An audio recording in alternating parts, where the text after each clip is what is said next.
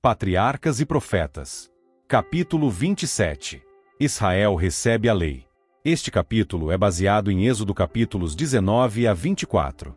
Logo depois de se acamparem no Sinai, Moisés foi chamado à montanha a encontrar-se com Deus. Sozinho subiu a íngreme e áspera vereda, e aproximou-se da nuvem que assinalava o lugar da presença de Jeová. Israel ia ser agora tomado em uma relação íntima e peculiar para com o Altíssimo, sendo incorporado como uma igreja e nação sob o governo de Deus. A mensagem dada a Moisés, para o povo, foi: Vós tendes visto que fiz aos egípcios, como vos levei sobre asas de águias, e vos trouxe a mim. Agora, pois, se diligentemente ouvirdes a minha voz, e guardardes o meu concerto, então sereis a minha propriedade peculiar dentre todos os povos, porque toda a terra é minha. E vós me sereis um reino sacerdotal e o povo santo. Êxodo 19, versos 4 a 6. Moisés voltou ao acampamento, e, tendo convocado os anciãos de Israel, repetiu-lhes a mensagem divina.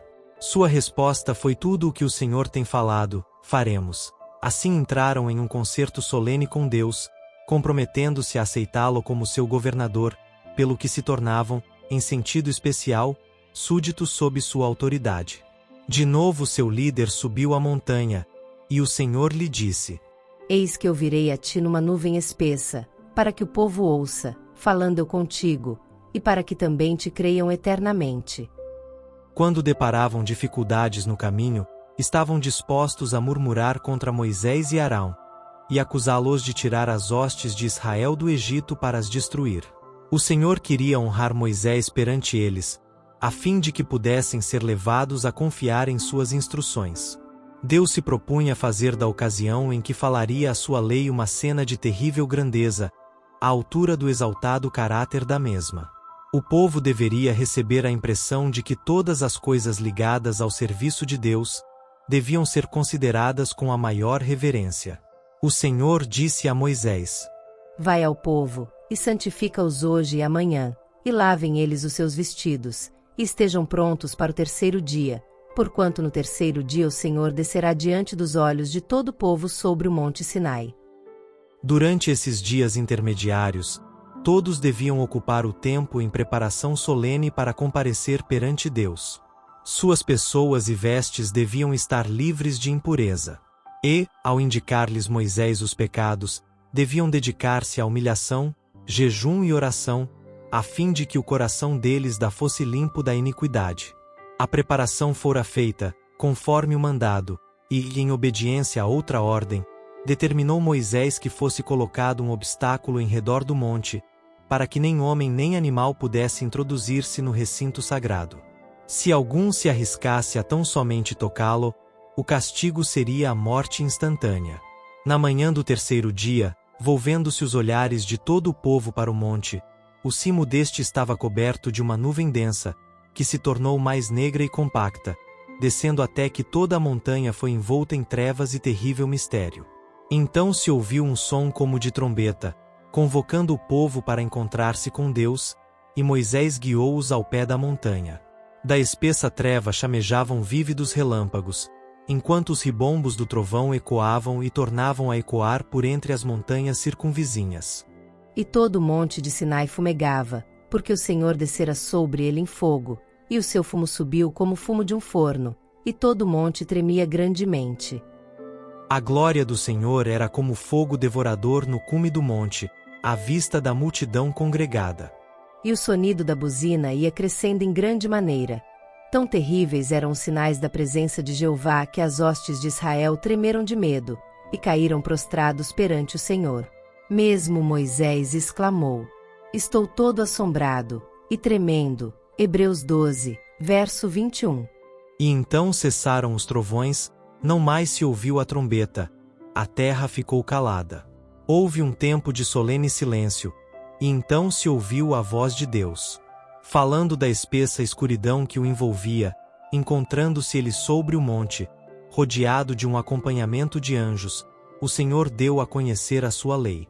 Moisés, descrevendo esta cena, diz: O Senhor veio de Sinai, e lhe subiu de Seir, resplandeceu desde o monte Parã, e veio com 10 milhares de santos.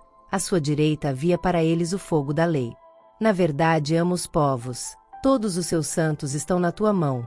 Postos serão no meio, entre os teus pés. Cada um receberá das tuas palavras. Deuteronômio 33, versos 2 e 3. Jeová revelou-se não somente na terrível majestade de juiz e legislador, mas como um compassivo guarda de seu povo. Eu sou o Senhor teu Deus, que te tirei da terra do Egito, da casa da servidão. Êxodo 20, verso 2. Aquele a quem já haviam conhecido como seu guia e libertador, que os trouxera do Egito, preparando-lhes caminho através do mar e subvertendo Faraó e seus exércitos, que assim se mostrara superior a todos os deuses do Egito, esse era o que agora falava a sua lei. A lei não fora proferida naquela ocasião exclusivamente para o benefício dos hebreus. Deus os honrou, fazendo deles os guardas e conservadores de sua lei, mas esta deveria ser considerada como um depósito sagrado para todo o mundo. Os preceitos do Decálogo são adaptados a toda a humanidade, e foram dados para a instrução e governo de todos. 10 preceitos breves, compreensivos e dotados de autoridade, abrangem os deveres do homem para com Deus e seus semelhantes, e todos baseados no grande princípio fundamental do amor. Amarás ao Senhor teu Deus de todo o teu coração, e de toda a tua alma, e de todas as tuas forças, e de todo o teu entendimento, e ao teu próximo como a ti mesmo. Lucas 10, verso 27, Deuteronômio 6, verso 4, 5, Levítico 19, verso 18. Nos 10 mandamentos estes princípios são apresentados pormenorizadamente, e aplicáveis às condições e circunstâncias do homem. Não terás outros deuses diante de mim. Êxodo 20, verso 3. Jeová, o Ser Eterno, existente por si mesmo, incriado, sendo o originador e mantenedor de todas as coisas, é o único que tem direito à reverência e culto supremos. Proíbe-se ao homem conferir a qualquer outro objeto o primeiro lugar nas suas afeições ou serviço. O que quer que acariciemos que tenda a diminuir nosso amor para com Deus, ou se incompatibilize com o culto a Ele devido, disso fazemos um Deus. Não farás para ti imagem de escultura, nem alguma semelhança do que há em cima nos céus, nem embaixo na terra, nem nas águas debaixo da terra. Não te encurvarás a elas nem as servirás. O segundo mandamento proíbe o culto ao verdadeiro Deus por meio de imagens ou semelhanças. Muitas nações gentílicas pretendiam que suas imagens eram meras figuras ou símbolos pelos quais adoravam a divindade, mas Deus declarou que tal culto é pecado. A tentativa de representar o Eterno por meio de objetos materiais rebaixaria a concepção do homem acerca de Deus. A mente, desviada da perfeição infinita de Jeová, seria atraída para a criatura em vez de o ser para o Criador. E, rebaixando-se suas concepções acerca de Deus, semelhantemente degradar-se-ia o homem. Eu, o Senhor teu Deus, sou Deus zeloso. A íntima e sagrada relação de Deus para com seu povo é representada sob a figura do casamento. Sendo a idolatria o adultério espiritual, é o desprazer de Deus contra a mesma apropriadamente chamado ciúme. Visito a maldade dos pais nos filhos, até a terceira e a quarta geração daqueles que me aborrecem. É inevitável que os filhos sofram as consequências das más ações dos pais, mas não são castigados pela culpa deles, a não ser que participem de seus pecados. Dá-se, entretanto, em geral o caso de os filhos andarem nas pegadas de seus pais. Por herança e exemplo os filhos se tornam participantes do pecado do pai. Más tendências, apetites pervertidos e moral vil, assim como enfermidades físicas e degeneração, são transmitidos como um legado de pai a filho, até a terceira e quarta geração. Esta terrível verdade deveria ter uma força solene para restringir os homens de seguirem uma conduta de pecado. Faço misericórdia em milhares aos que me amam e guardam os meus mandamentos. Proibindo o culto aos falsos deuses, o segundo mandamento envolve a ordem de adorar o verdadeiro Deus. E aos que são fiéis em seu serviço, promete-se a misericórdia, não meramente a terceira e quarta geração, como é ameaçada a ira contra os que o aborrecem, mas a milhares de gerações. Não tomarás o nome do Senhor teu Deus em vão, porque o Senhor não terá por inocente o que tomar o seu nome em vão. Êxodo 20, verso 7. Este mandamento não somente proíbe os falsos juramentos e juras comuns, mas veda-nos o uso do nome de Deus de maneira leviana ou descuidada, sem atentar para sua terrível significação. Pela precipitada menção de Deus na conversação comum, pelos apelos a ele feitos em assuntos triviais, e pela frequente e impensada repetição de seu nome, nós o desonramos. Santo e tremendo é o seu nome. Salmos 111, verso 9. Todos devem meditar em sua majestade, pureza e santidade, para que o coração possa impressionar-se com uma intuição de seu exaltado caráter, e seu santo nome deve ser pronunciado com reverência e solenidade. Lembra-te do dia do sábado, para o santificar. 6 dias trabalharás, e farás toda a tua obra. Mas o 7º dia é o sábado do Senhor teu Deus. Não farás nenhuma obra, nem tu, nem teu filho, nem tua filha, nem o teu servo, nem a tua serva, nem o teu animal, nem o teu estrangeiro que está dentro das tuas portas. Porque em 6 dias fez o Senhor os céus e a terra, o mar e tudo que neles há, e ao 7º dia descansou. Portanto abençoou o Senhor o dia do sábado, e o santificou. Êxodo 20, versos 8 a 11. O sábado não é apresentado como uma nova instituição, mas como havendo sido estabelecido na criação. Deve ser lembrado e observado como a memória da obra do Criador. Apontando para Deus como aquele que fez os céus e a terra, distingue o verdadeiro Deus de todos os falsos deuses. Todos os que guardam o 7º dia, dão a entender por este ato que são adoradores de Jeová. Assim, é o sábado o sinal de submissão a Deus por parte do homem, enquanto houver alguém na terra para o servir. O 4º mandamento é o único de todos os 10 em que se encontra tanto o nome como o título do legislador. É o único que mostra pela autoridade de quem é dada a lei. Assim contém o selo de Deus, afixado à sua lei, como prova da autenticidade e vigência da mesma.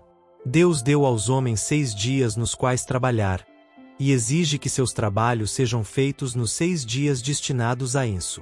Atos necessários e misericordiosos são permitidos no sábado, os doentes e sofredores em todo o tempo devem ser tratados, mas o trabalho desnecessário deve ser estritamente evitado.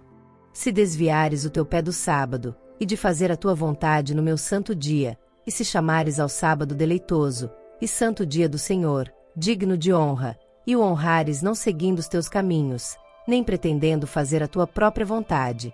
Isaías 58, verso 13. Tampouco fica nisto a proibição. Nem falar as tuas próprias palavras, diz o profeta. Aqueles que no sábado discutem assuntos de negócios ou fazem planos, são considerados por Deus como se estivessem empenhados na própria transação de negócio.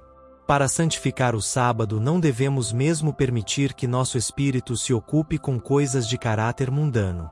E o mandamento inclui todos dentro de nossas portas. Os que convivem na casa devem durante as horas sagradas pôr de parte suas ocupações mundanas. Todos devem unir-se a honrar a Deus por meio de um culto voluntário em seu santo dia.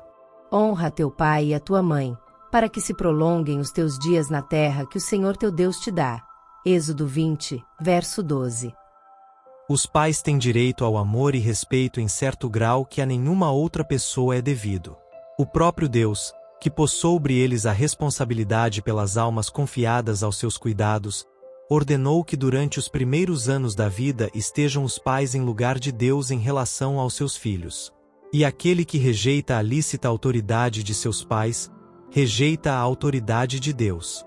O 5º mandamento exige que os filhos não somente tributem respeito, submissão e obediência a seus pais, mas também lhes proporcionem amor e ternura, aliviem os seus cuidados, zelem de seu nome, e os socorram e consolem na velhice.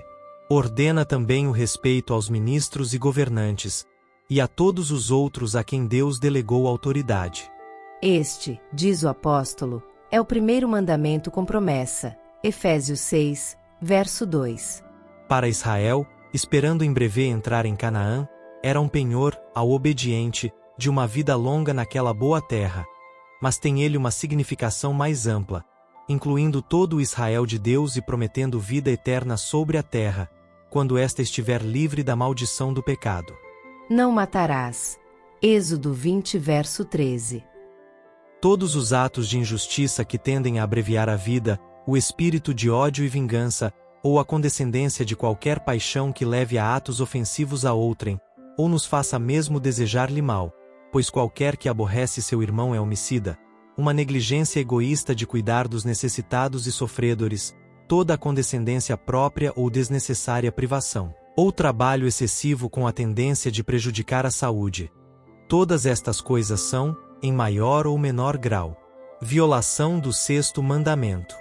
Não adulterarás. Êxodo 20, verso 14. Este mandamento proíbe não somente atos de impureza, mas pensamentos e desejos sensuais, ou qualquer prática com a tendência de os excitar. A pureza é exigida não somente na vida exterior, mas nos intuitos e emoções secretos do coração. Cristo, que ensinou os deveres impostos pela lei de Deus, em seu grande alcance, declarou ser o mau pensamento ou olhar tão verdadeiramente pecado como é o ato ilícito. Não furtarás. Êxodo 20, verso 15. Tanto pecados públicos como particulares são incluídos nesta proibição. O 8º mandamento condena o furto de homens e tráfico de escravos, e proíbe a guerra de conquista. Condena o furto e o roubo.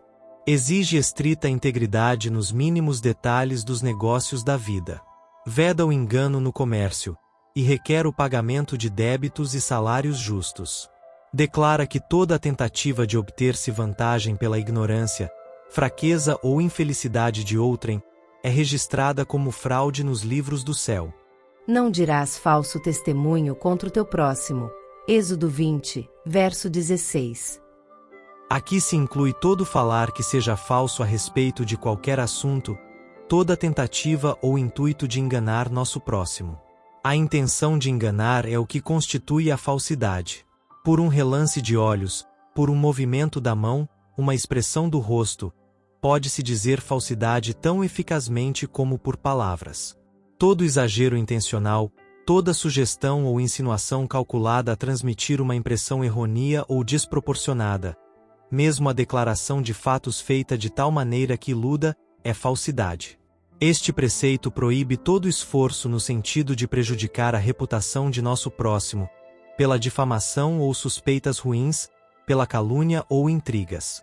Mesmo a supressão intencional da verdade, pela qual pode resultar o agravo a outrem, é uma violação do 9º mandamento.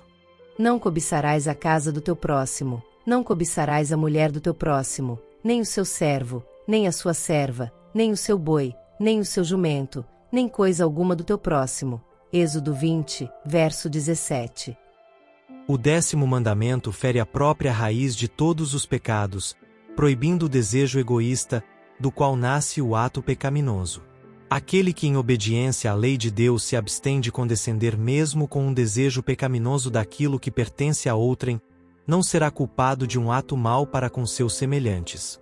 Tais foram os sagrados preceitos do Decálogo, proferidos entre trovões e chamas, e com maravilhosa manifestação de poder e majestade do grande legislador.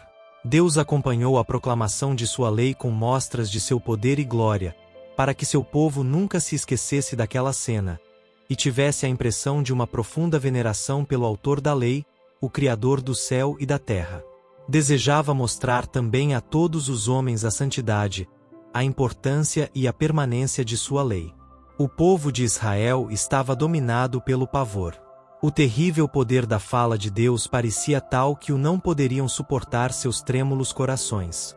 Pois, ao ser apresentada diante deles a grande regra de justiça de Deus, compenetraram-se, como nunca antes, do caráter ofensivo do pecado, e de sua própria culpabilidade à vista de um Deus santo.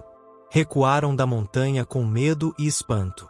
A multidão clamou a Moisés: Fala tu conosco, e ouviremos, e não fale Deus conosco, para que não morramos. Êxodo 20, versos 19 a 21.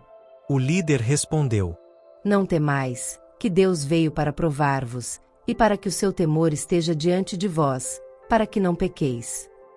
O povo, entretanto, permaneceu à distância, olhando com terror a cena, enquanto Moisés se chegou à escuridade onde Deus estava. A mente do povo, cega e aviltada pela escravidão ao paganismo, não estava preparada para apreciar completamente os princípios de grande alcance dos 10 preceitos de Deus.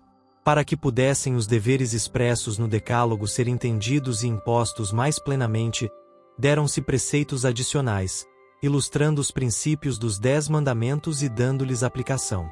Estas leis foram chamadas juízos, tanto porque eram organizadas com sabedoria e equidade infinitas, como porque deveriam os magistrados julgar de acordo com elas.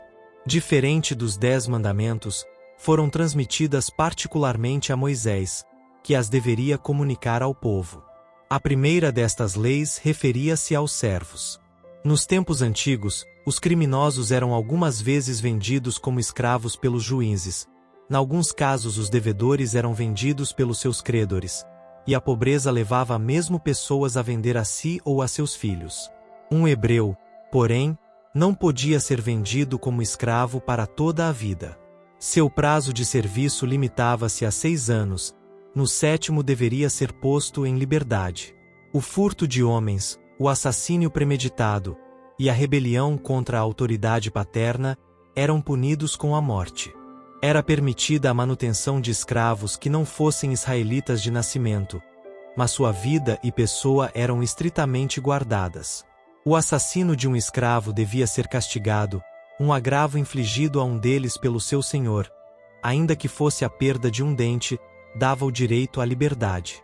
Os próprios israelitas tinham sido recentemente escravos, e agora que iam ter servos sob suas ordens, deviam guardar-se de alimentar um espírito de crueldade e extorsão, de que haviam sofrido sob os maiorais de tarefas no Egito.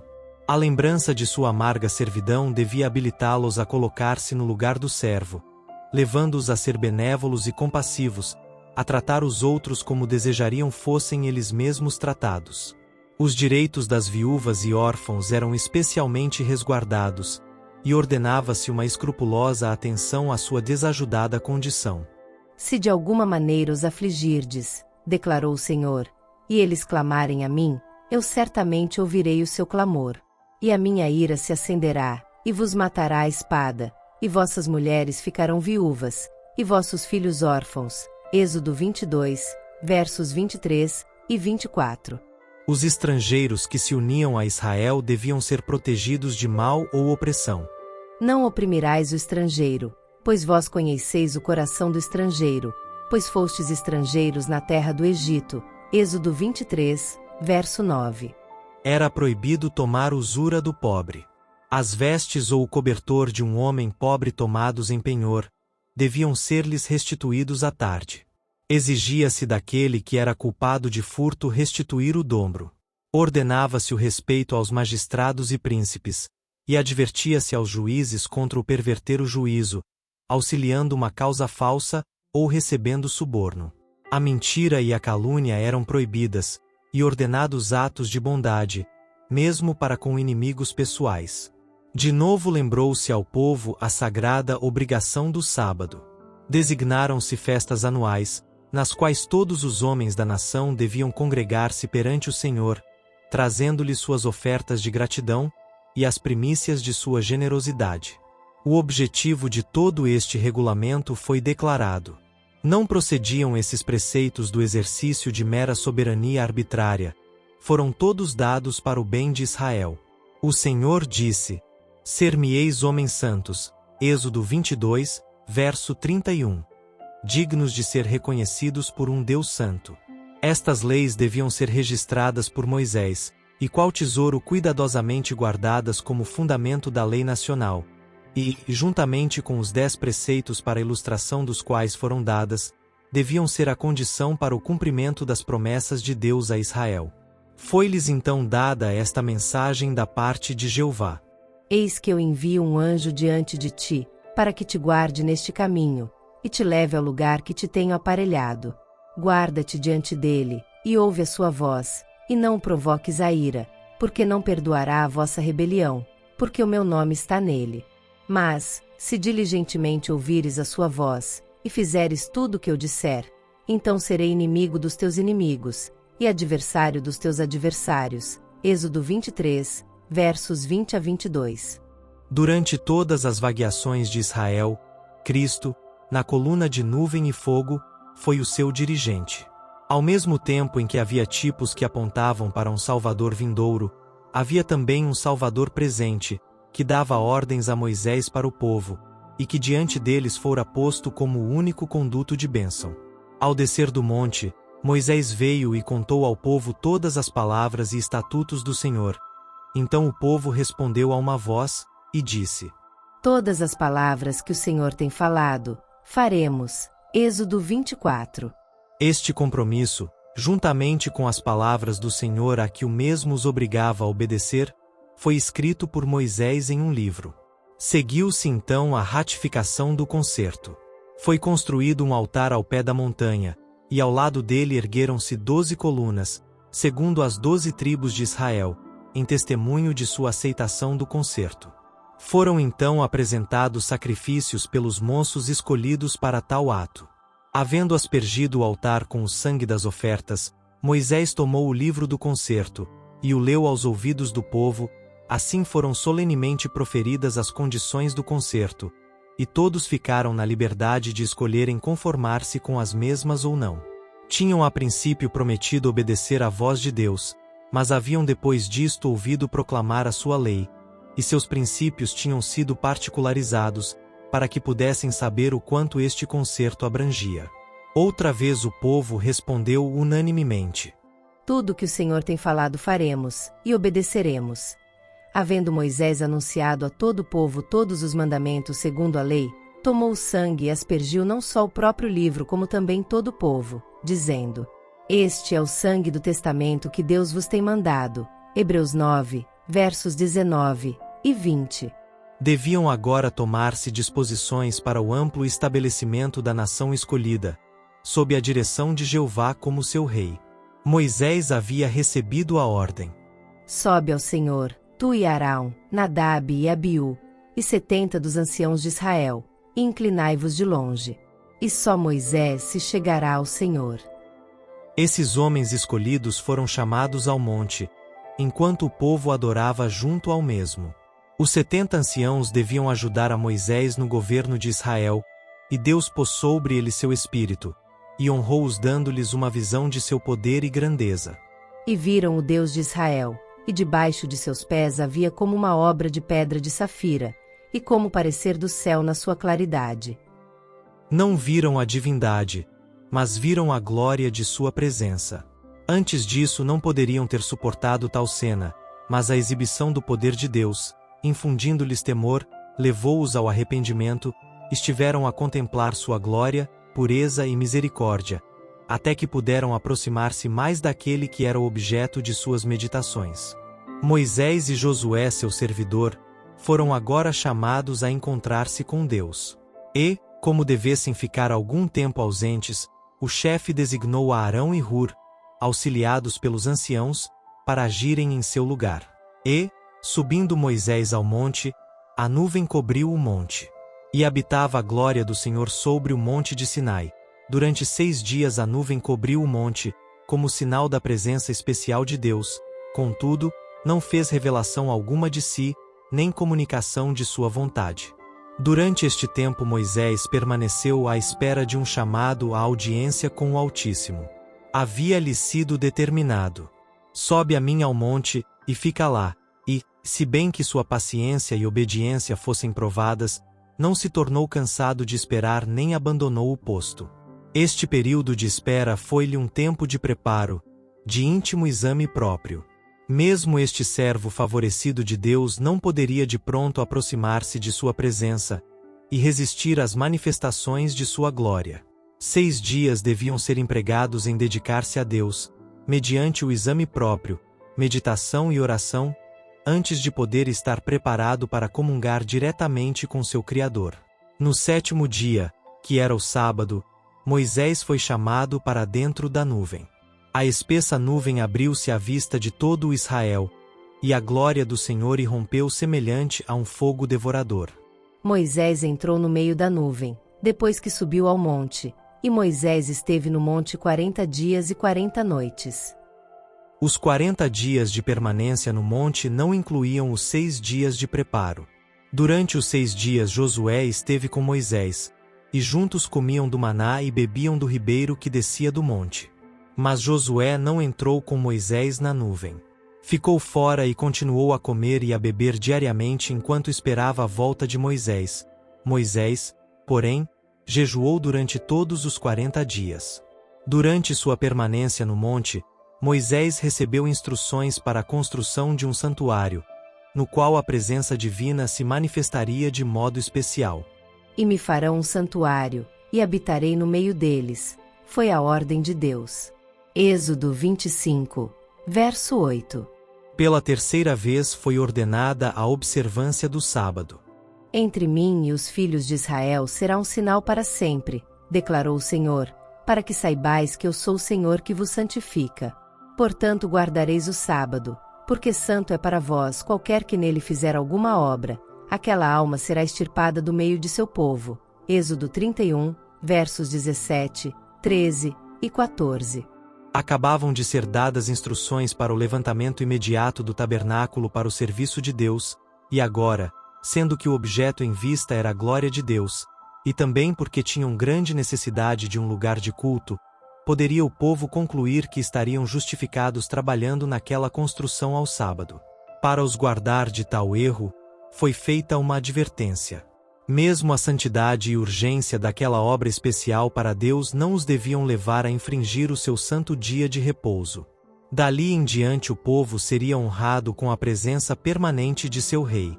Habitarei no meio dos filhos de Israel, e lhes serei por Deus, para que por minha glória sejam santificados. Êxodo 29 verso 45, 43, foi a segurança dada a Moisés. Como símbolo da autoridade de Deus e incorporação de sua vontade, foi entregue a Moisés uma cópia do Decálogo gravada pelo dedo do próprio Deus em 2 tábuas de pedra. Deuteronômio 9, verso 10, Êxodo 32, versos 15 e 16, para que, de maneira sagrada, fosse encerrada no santuário, o qual, depois de feito, deveria ser o centro visível do culto da nação. De uma raça de escravos os israelitas haviam sido exaltados acima de todos os povos, para serem o tesouro peculiar do Rei dos Reis. Deus os separara do mundo a fim de que lhes pudesse confiar um sagrado depósito. Deles fizera os guardas de sua lei, e propunha-se, por meio deles, conservar entre os homens o seu conhecimento. Assim a luz do céu resplandeceria a um mundo rodeado de trevas, e ouvir-se-ia uma voz apelando para todos os povos para voltarem de sua idolatria a fim de servirem ao Deus vivo. Se os israelitas fossem fiéis ao seu encargo, tornar-se-iam um poder no mundo. Deus seria a sua defesa, e ele os elevaria acima de todas as outras nações. Sua luz e verdade seriam reveladas por meio deles, e achar-se-iam sob o seu governo sábio e santo, como um exemplo da superioridade de seu culto sobre toda a forma de idolatria.